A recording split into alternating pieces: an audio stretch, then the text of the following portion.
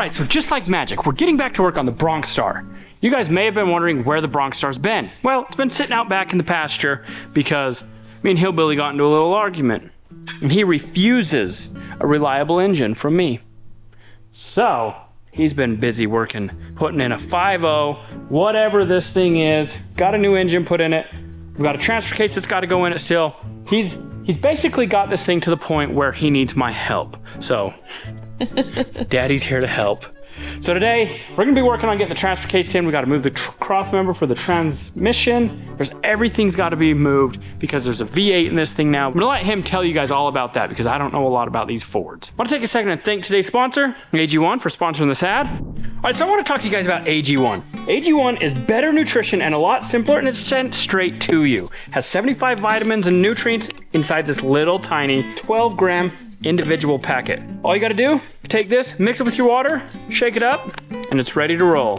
AG1 is a comprehensive all-in-one greens powder engineered to fill the nutritional gaps in your diet, and it supports your body's nutritional needs across 4 pillars of health: gut health, immune support, energy, and recovery. It's packed with 75 vitamins and minerals and whole food sourced ingredients, combining the perfect amount of micronutrients, absorption, and taste to jumpstart your daily routine.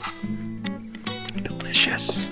AG1 provides your body with everything it needs for optimal support every single day. So I genuinely love the taste of this AG1. It helps me focus, it helps me feel better. I don't crash in the middle of the day. There's a huge noticeable difference when I don't take my AG1 in the morning. So make sure you click the link in the description to get your 1-year supply of vitamin D3 K2 and 5 free travel packs on your first purchase of AG1.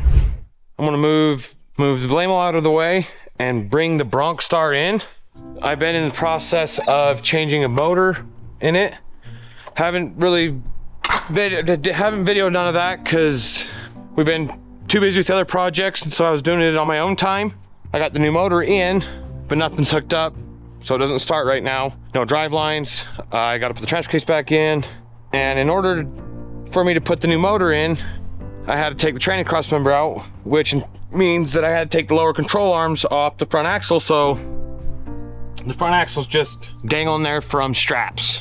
So I'm going to get either Frank or the skid steer so I can get the Bronc-Star into the shop. Okay, I got Frank out there warming up. I got the limo moved out of my way.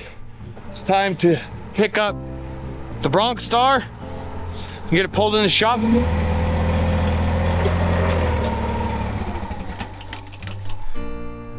I might be out of gas in Frank. Never mind, he might have just been flooded.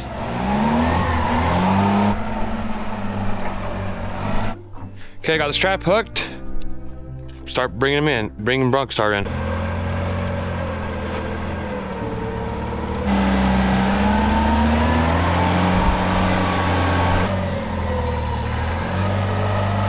Okay, got the Bronc-Star in. So I'll hurry and get the jack stands put in place and then get Frank out. All I have left to do, transfer case. I might have to kind of reconfigure the tranny mount, drive lines, fuel lines, and coolant lines. Right now, this ratchet strap is my tranny mount, which that will be getting changed here in a minute. Now I'll get the transmission mount that we built and hope that the holes are the same as the V6 transmission to where I don't have to modify it or anything. I don't know how I got lucky, but transmission mount bolted right up to transmission. I didn't have to wall over the holes or do anything. It just bolted right up. Now I'll do the transmission mount, and hopefully it's the same thing. It just goes right in. Don't have to modify anything on it, but it's looking like I might. I got the transmission mount up into place, and I can already see that I'm gonna have to cut the old transmission cross member brackets, cut them off. They'll have to be shortened up and moved because it's at the back of the adapter plate. So I'll lower the cross member back down, get a thin cut on the grinder.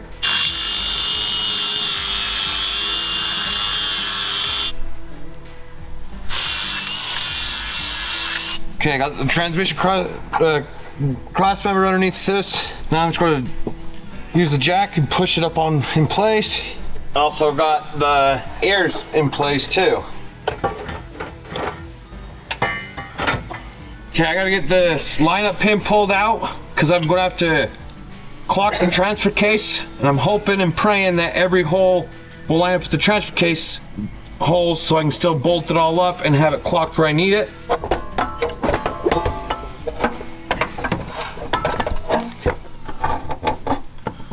Okay, so I'm kind of at a standstill right now until Robbie gets back because I need his help. I need to figure out either how to build a clock ring or buy a clock ring. I don't know yet. Now I'm working on the wiring harness. Get it all plumbed in place. Get the fuel lines done also, and so I can hear at least start.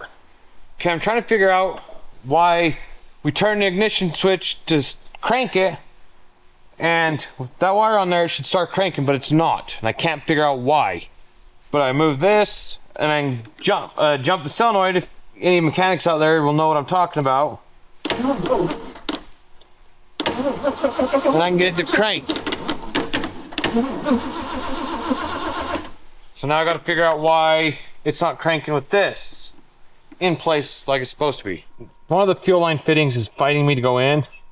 I think there's some rust buildup in there, so it's not allowing it to just go in like it's supposed to. I fought really bad getting it out. Here goes nothing. We'll see if it'll fire up.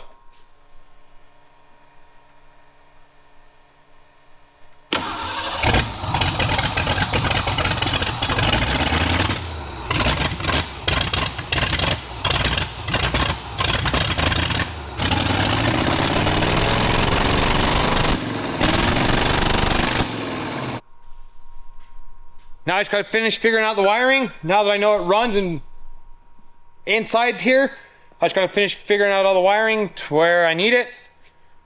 But that right there is a big mile marker. All right, so Hillbilly's been diligently working on all of the Bronc-Star stuff. So what we've got going on is he's put this transfer case up inside of the frame, and it won't go inside the frame. It needs to be clocked down just a little bit. So we've put it up there, we've marked it. We see exactly where it needs to be moved to. So we've got this gasket, and as you can see, we need to clock it right there. So what I'm gonna do is I'm gonna mark these holes. So that shows you where we need new holes. And what we're gonna do is drill and tap them. But I'm gonna build a jig. So we're gonna make one on the plasma table, and I'm gonna CNC it out. And then we're gonna bolt that plate down. It's gonna have holes that we can drill through so we can get our holes straight. Then we're gonna tap them. And when he says we, he means him, because I'll still find a way to not drill straight. Yes. I'm gonna do it. What we have to figure out though, so these are 7/16 holes. So we're gonna make the ring with 7/16 holes, but then we're gonna make our other holes the correct size of the tap hole. So we'll figure out the tap size, figure out the drill bit size, and then, yeah, so we're gonna have two separate sizes of holes. But for the plasma table, we're gonna make 1/4-inch holes, and then we're gonna drill them out with a drill bit. So it's just not precise enough to cut them. I want it to be a perfect hole that I can just run a drill bit through and get them straight. So he's gonna drop the cross member out because we've got to lower the cross member. Now that we have this, our cross member literally goes right here. So he'll show you that in a minute, but we're gonna drop the cross member down about 3 or 4 inches. Then we're eventually gonna build a skid plate that protects this, protects the underside. It's really winded, a lot of words, but you guys get the point. Are you guys excited? We're working on the Bronc-Star again. We're gonna get this puppy all ready to go. I knew there was a reason why I didn't tighten all the bolts. I was thinking that Robbie was probably going to end up wanting to drop the transmission cross member again, so I know these bolts were tight. Wait, like the whole time you were driving it? No, just since I put it back in. Taking off the rest of the bolts and nuts off this transmission cross member is ready to come out. Oh, that was about my hit you. side, but it's out. That would have hurt. Yeah. All right, so I've got this all programmed up. I've got it loaded into my Mach 3 CNC program, and I'm going to run this now. So literally all you got to do, hit run.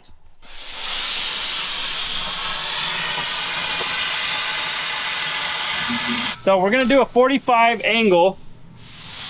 We were hoping, here, just have it hit there and then come out further. That'll be fine, won't it? No, we need a... We're going to go flush. Yeah, we want to make sure, so we want to start our 45 there.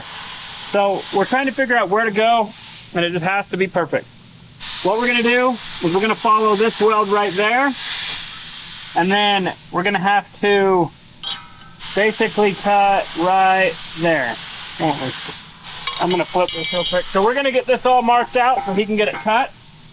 All right, so I've got that all marked out for Hillbilly. We should, in theory, be able to drop some legs down, lower that cross member, and be able to get everything correct. Voila! So I'm gonna go grind up the slag and get this cooled down to where I can take a drill bit now, and I'm gonna drill through these holes.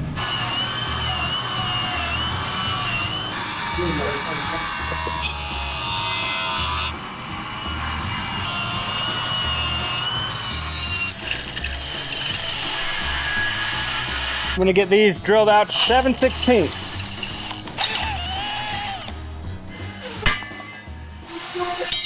Finally. One more reason to be mad at Ford. Their bolt holes are not symmetrical. So these 4 line up, these 2 are off. All right, so we made a little bit of a mistake. So we assumed that there would be plenty of material. That's the problem. We assumed, I said it. We assumed there'd be plenty of material to drill and tap. Look at that. Hollow. So we're gonna buy a clocking ring. We're just gonna do it on another day because we're gonna order the clocking ring, but what we're gonna do to fix that is we're gonna put a plug in it. We're gonna put red, really red Loctite. Wait, you're going to weld aluminum, aren't you? Heck no. At least it was me that screwed it up, not Hillbilly. So we'll get on the internet, we'll order the clock ring, and then we'll install this later. But we're gonna get the cross member built, figure out where that's gonna go, and get it put in. All right, so it is the next day, working on the Bronc turd. I mean, the Bronc-Star. What a turd. Anyway, so Hillbilly got the cross member all cut. The last thing you saw yesterday, I drilled through this case, realized it's hollow, made a mistake. So we have a clock ring coming that won't be here for like a week because it's coming from British Columbia, Canada. It's on an island. So anyway, once that gets here, we'll be able to get this in, but I'm gonna finish working on the cross member. We're gonna be doing like a 3, possibly a 4-inch cross member drop. And what that's gonna do is that's gonna allow for the drive shaft to go above it. It's gonna reposition the lower control arms almost flat. And then another thing we gotta do eventually, we've got some PSC steering. I'm gonna show you that in a little bit. We gotta try to figure out, we gotta redo the upper links on this front end. So we've got a lot of stuff to do on the front end, but first we gotta get this cross member back in. I'm gonna start getting the metal all cut, get it ready. Once Hillbilly just went on a tow, as soon as he's back, I'll get his help. We'll set that up in there, make sure it's gonna fit. We'll put the transfer case up in there, just make sure that it's right where we want it, and we'll weld it all up and get it reinstalled. So anyway, lots to do. This is the new PSC full hydro steering unit that I bought for the Lamo. So this, I'm gonna loan this kit to Hillbilly. It's kind of a cool kit. It comes with everything you need in order to install hydraulic steering. So this is what we will mount to the engine. It's an actual PSC pump. It's got the inlet, the outlet, and a lot of fluid in there. So this will run the steering. There's another steering box that'll go up on the dash. We'll get that put in, but anyway, I just want to show you guys that, to show you the ram, because they're kind of cool. But we're not going to be installing this right now, because we've got to get a front, like a lower mount that welds to the whole entire axle, and that's what this ram will actually mount to. Here's the lock ring. So there's 4 lock rings that actually hold it. Check that out. So that is the new steering. Just a big, humongous hydraulic ram. I think it's got like 8 inches each direction or something like that. So this is what I'm going to cut the 45s out with. I was gonna use the chop saw, and I was gonna use the plasma cutter, and then I was gonna use the torch, but I opted to use the good old-fashioned cutoff wheel. So I'm gonna mark this all out, get it cut. I don't know if I need 3 or 4 inch. I'm gonna mark the first one and cut it, and then when Hillbilly gets back, I'll know how much to cut on the other ones. That's a good idea. I need a marker and I need a tape measure. I'm getting this place organized. I know it doesn't seem like it, but I am. So I just wanna mark this out. So I'll get these cut, then I'll flip it. And that is why Hillbilly took so much time and precisely cut 45s on that, so that we can cut 45s out of here and it'll weld in perfect. Now I gotta, oh, and look, I've got safety glasses. Yes. Okay, so while Robbie's cutting the extension, we'll put a test case up in. So we get a measurement on how much of an extension we need for the transmission crossmember. Okay, so if we go 3 inches, that's right there. I think that should clear. And then, if it doesn't clear, we can notch this cross member. What do you think? Or should we go 3.5? I'll say 3.5 just to be Safe? a little safer. All right, so I'm gonna go 3.5 inches of drop to be safer, because mo is better. Is mo better. All right, we're going 3.5 inches, which I believe is gonna be right there. What I'm gonna do is I'm gonna make my cuts right here, and that's gonna be the start of my next one. So I'll just do a 3.5 piece here. And I'll have both pieces. We'll be able to put it up in there. Actually, I'll probably wanna tack it, square it all up, weld it, or maybe take it out to final weld it. And then we'll put that back up in there. I'm gonna get this cut real quick. Robbie, cutting the down drop to the transmission crossmember. I'm gonna be taking off all this bracket tree. Did I say it wrong? I got 1, 2, 3 bolts, and all the bracket tree will come off.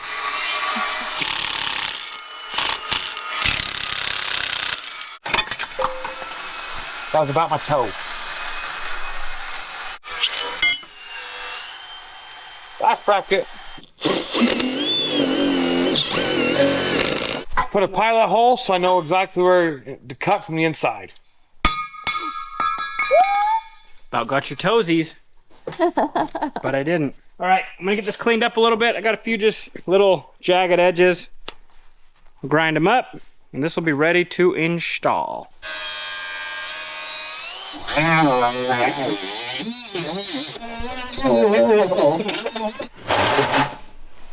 We try to position this with the jack. Get it roughly where we need it.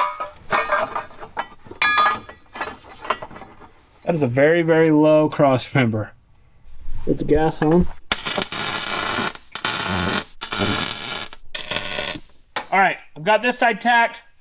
We're gonna get Hillbilly's side all tacked in. All right, so this side's a little bit messed up. So we're gonna have Hillbilly grab a thin cut and hurry and make some cuts.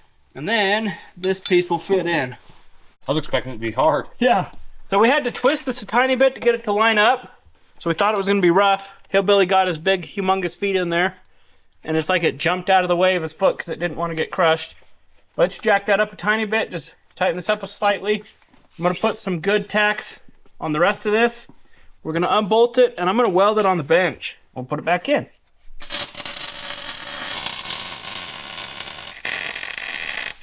All right, we're gonna unbolt that, get it out, and get it welded.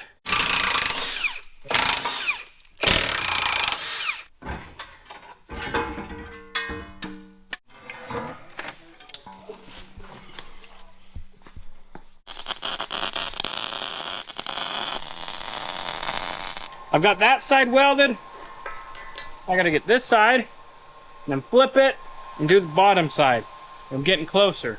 Just tucking up the last ground wire on the outside, then I'll go inside, hook the computer back up, tighten it, the bolt down for that, find a way to mount that to the firewall.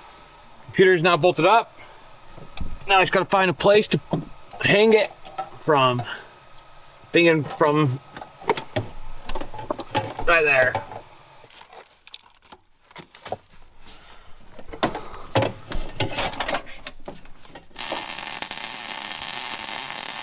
$255 hours later.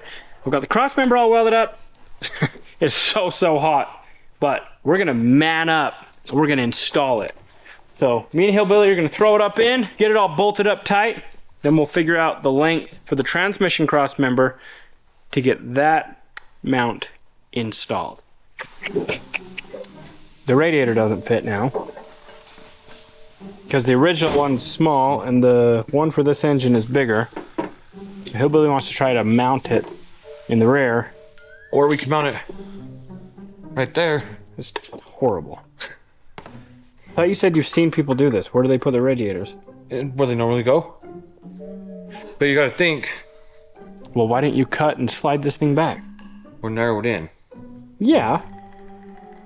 But I mean, this engine could have went back further, couldn't it? We'd have to cut the whole firewall out. Well, we've already cut the whole front end off and the whole back end. What do you guys think?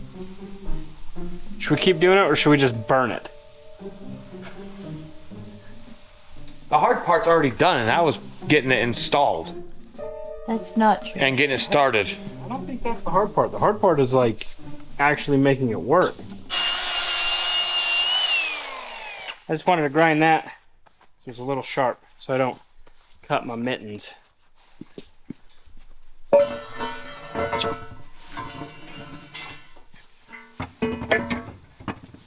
That's hot. Yeah. Very hot. It shrunk. Yeah. This is what happened last time. Don't you remember? Yeah. That's what happens when you weld things. Things move and shift. Well, good thing this doesn't ever have to come out again. I think that's what you said last time too. I think it did. Then we had to take it out. Look at that. Look at it. It went right in. Don't release it right now because you I also won't. have pressure on the Bronc-Star too. I won't. Okay, after this, we should never have to remove Yeah. this again. You probably Never. We should probably not say that. Let's Okay. just not say it. We're hoping that Nope. that this fits really well. This Okay, we'll have to remove it 10 times. At least the bolts are going in. Yeah. That makes me happy. It's working, Daddy. It's working. I'm a real boy. So we're not gonna mount the we're not gonna mount the transmission yet because we don't know if that motor's got to move. We got to figure out a radiator.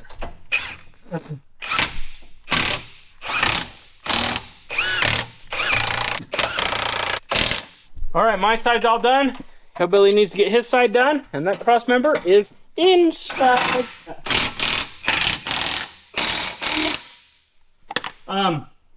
We need to put these lower links in.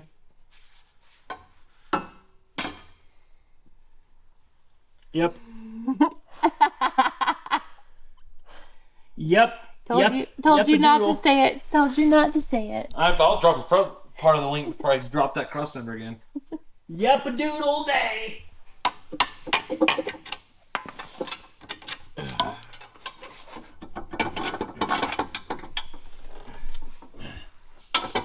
Everything's a hammer. Everything's a hammer. Are we gonna have to shorten these links now that we lowered that? Probably, but let's just get them in first. That's what I'm trying to I don't do. think you can get him in. I think that's why you asked. Yeah, okay, let's just grab. Oh, there you go. There you go. Look at you, big boy. Okay, release it a little. Roll it back a little. I have no pressure on it. It's staying. Well, move it. Whoa. Okay, push a little. Oh my gosh. Right there? No. What way do I have to go? Push it towards me. Just the whole front end. Whoa. Oh, come on. This is really, really fun, not on a lift. Pull it back a little. Oh, look at that. I'm in. Your turn. My way a little bit? Oh, look at that. It worked perfect. But here's an issue we have. We did the 4-link wrong. But we're going to redo the upper links at another time. It's all installed. All I can say is if this doesn't make it up hanging tree the next time we go, I think it's time to get rid of it. Negative, Ghost Rider. Well, it better make it then. So I'm thinking that this thing needs to be slid so that we can fit a radiator in the front and then we can mount the transmission. I mean, there's a few things looks like right there, trim it, and then you can probably get the hook. It's the Oh. head that need to be trimmed. Those are touching. I don't even know what to say. Just end the fit. video. It fits so well. But you know what? I'm just gonna go out on a win. We got the cross member in. It's all fixed. We got the lower control arm link, or sorry, we got the lower 4-link links back in. Something's done. The engine's not done. The transmission's not done. The transfer case is not done. Engine's done. It'll start. It might start derby car style, but that's it. So we got a lot of stuff to do on Steering's this. not done. Radiator's not done. Oh my gosh. All right, you know what? Forget it. As always, we appreciate you guys. If you enjoyed this video, go check out this one.